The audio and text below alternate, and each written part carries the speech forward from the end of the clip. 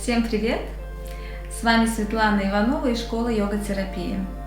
Сегодня я хочу продолжить тему правильного дыхания и хочу с вами поговорить о том, как правильное дыхание связано с проблемой в спине и в особенности с поясничным отделом.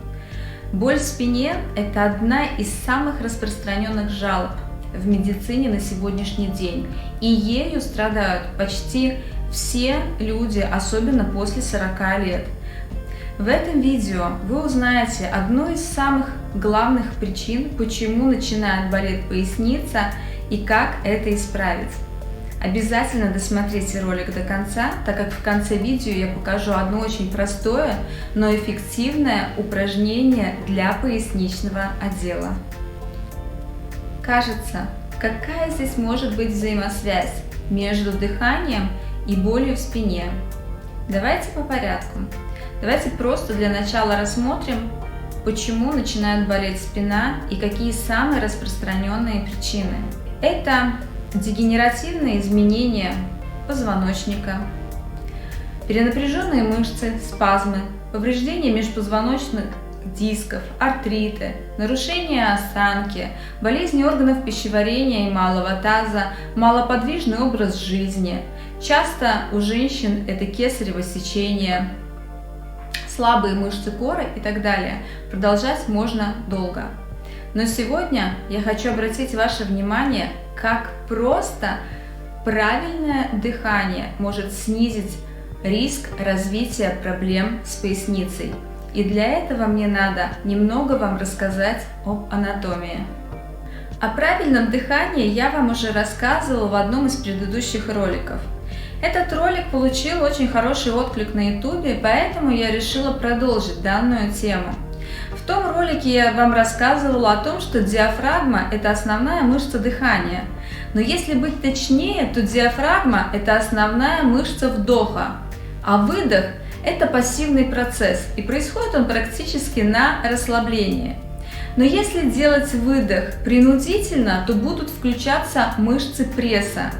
А их, если вы знаете, несколько: прямая, косые и поперечная, самая глубокая.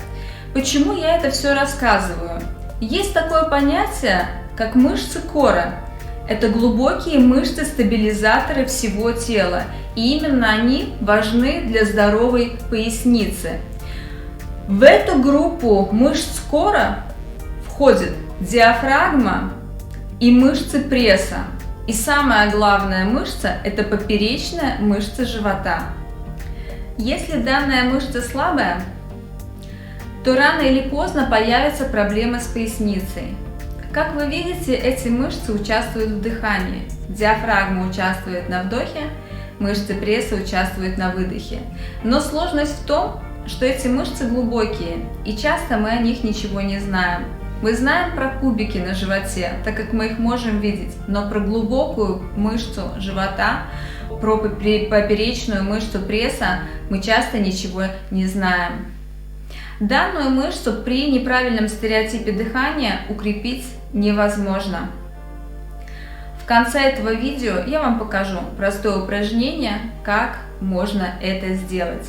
Но если вы тренируете пресс и при этом неправильно дышите, ваша поясница будет продолжать болеть, а тренировки не будут вам приносить никакого результата. Поэтому важно проверить стереотип дыхания, исправить его, если вы неправильно дышите, и включить в тренировочный процесс укрепление глубокой мышцы живота. Втяни живот. Вы, наверное, часто могли слышать такую фразу в своей жизни. Ко мне приходит куча пациентов, особенно женщин, которые побаиваются дышать животом. Им кажется, что если они начнут дышать животом, то их живот станет больше, а талию раздуют. Но я вас уверяю, что это не так. Если вы начнете дышать правильно, но при этом будете тренировать глубокую поперечную мышцу живота, ваш живот будет красивый и плоский. Но плюс к этому вы получите еще кучу бонусов к вашему здоровью. И один из них – это бонус «Жизнь без боли в пояснице». А это уже не так уж и мало в наше время. Согласитесь со мной. В следующем своем видео я расскажу, как правильное дыхание связано с шеей и как неправильное дыхание может вызывать проблемы в шейном отделе, головные боли и повышенное артериальное давление. Так что обязательно подписывайтесь на мой канал и не пропускайте мои новые уроки и видео. Часто встречающиеся признаки слабой поперечной мышцы живота. Вы проверили свой стереотип дыхания, и он неправильный. Скорее всего, мышца будет слабой. У вас выраженный поясничный гиперлордоз, и живот выпячивается вперед. Следующее. Большая вероятность, что мышца слабая, если у вас было кесарево сечение, и особенно если не одно. И также, если у вас есть грыжа или протрузия поясничного отдела позвоночника. Или, возможно, просто у вас болит поясница. Итак, а теперь упражнение, которое я вам обещала в начале видео. Данное упражнение выполняется лежа. Ноги согнуты в коленях. Почувствуйте поясницу, лежит ли она на полу. И смотрите внимательно. На вдохе у нас поднимается живот, прогибается спина. На выдохе живот естественным образом опускается, и в конце выдоха мышцами живота мы прижимаем поясницу к полу и делаем такое небольшое удержание, фиксацию. Вдох, мягко расслабились, естественный прогиб, выдох, полный выдох, и в конце выдоха вдавили поясницу в пол. Почувствовали, как включились мышцы внизу живота.